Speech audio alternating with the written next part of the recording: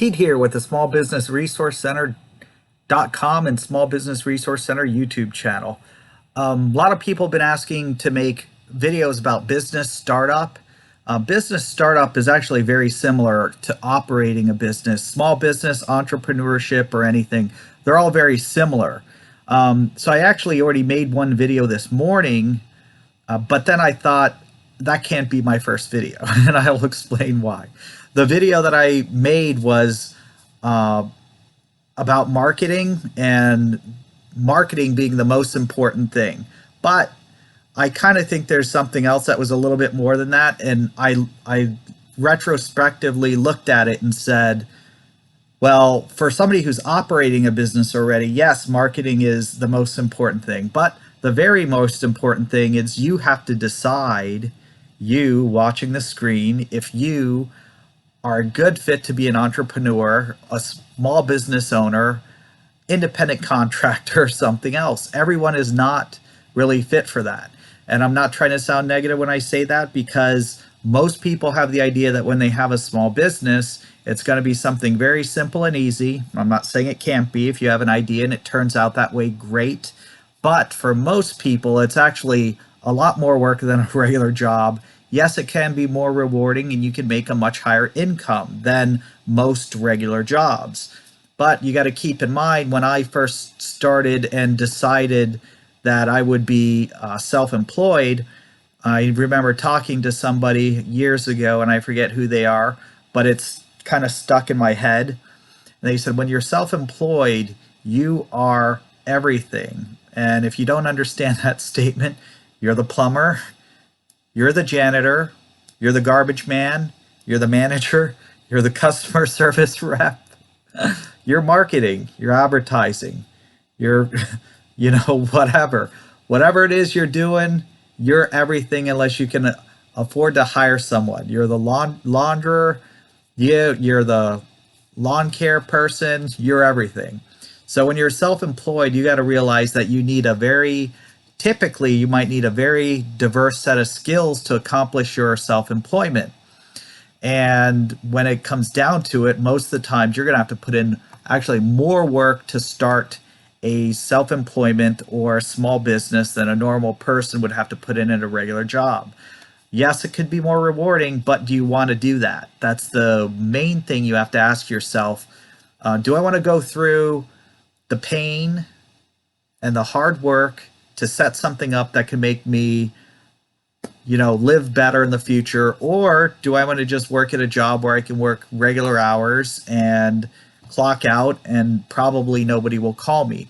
When you're self-employed, you don't really get that benefit. So you want to keep in mind, going through different stages. You can see when I was internet sales manager at a dealership, yes, I had set hours, but even when you're in management at a dealership or something, what typically would happen is, if I'm not there, often I might get a phone call to do something or fix something or be asked about a problem or a concern. That's typical when you're in management, that kind of stuff happens, and sometimes you might even have to come in as a manager. As a regular employee, most of the times, if you're there, when you clock out, you're not going to be bothered. And I'm saying most of the times with most type of employment. Once you become a business owner, there's much greater chance that even though you want to take a break, you will be called for certain things. Now, if you get to the point of business ownership or management that everything's running perfectly, yeah, often there could be that point where you surpassed what I would say startup level or a small business level, where everything can operate without them having to call you most of the times when you're not working. So there's things that you have to ask yourself when it comes to saying, should I start my own business? First of all, you should know what you want to focus on and what kind of business, and then find out what skills you're going to need to do that, and then find out what kind of time commitment you're going to do that. If you're doing a side hustle and starting something up, do you want to put that time out to basically accomplish the goals that you set for yourself? If you're going all in, quitting a full-time job, or just breaking free and starting some type of self-employment or small business, do you want to put in those extra hours? Because I guarantee almost all the time, probably around 99%, you're going to be working much more than your regular job to accomplish the goals that you set for yourself. One of the things that I mentioned in the other video, by the way, that I'll mention again, some people have an idea, which is really a dream that if you build it, they will come. Typically, that's not the case. Typically, unless you have a premium location or something, or some type of idea that's extremely high well converting or extremely easy to make money off of, if you build it, they probably won't come. If you open the door and stand there and just think magically money's going to fall out of the sky, that's not typically what happens. So when you're looking at a self-employment like real estate, which is my primary income, of course, it has an extremely high failure rate. And the reason why it does is because being self-employed as a real estate agent, most agencies don't have great training programs. And even if they do have a great training program, what they don't do is they don't make you work. They can tell you what you do, and after that, they just wave.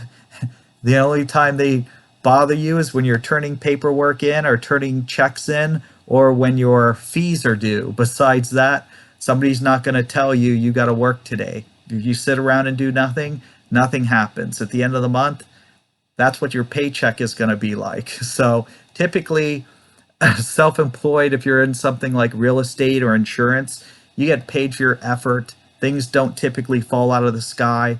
And I know at some agencies, they do have their own advertising systems, and maybe they bring a lot of leads in, but a lot of companies are not like that. Or if they are like that, they don't bring enough leads to, in my opinion, leave comfortably. Not unless this is a part-time job or this is a secondary income for your family that you don't truly need.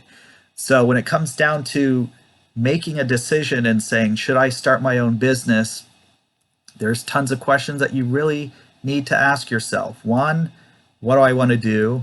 Two, am I going to be willing to do all the work that it's going to take to accomplish the goal? Three, will I put in extra work if things aren't being done to fix my goals? And four, who do I have that can help me? And maybe five, how much is this going to cost me? Because obviously you have to have a budget no matter what you're doing, because the budget is key too. So those are the considerations for deciding to start a business, start a self-employment, or being an independent contractor. Most of the methods to be successful in all those, they're very, very similar. So basically, that's what you have to decide. Look at yourself in the mirror, get a paper and pen, write everything down, and come up with a game plan. That's also a good thing too, is to write it out and come up with a game plan. It doesn't necessarily have to be paper and pen. And that's pretty much it. Well, this is Pete with the Small Business Resource Center.com and Small Business Resource Center YouTube channel. Smash a like button. Let me know what else you need help with, or what other type of business tips that you need, startup tips. And if you're not subscribed, do me a favor, smash a subscribe, hit the notification bells. I make videos practically every day about business tips. Sadly, because the coronavirus, tech stuff, and motivation. So we're doing what we can to help people out. Have a great day.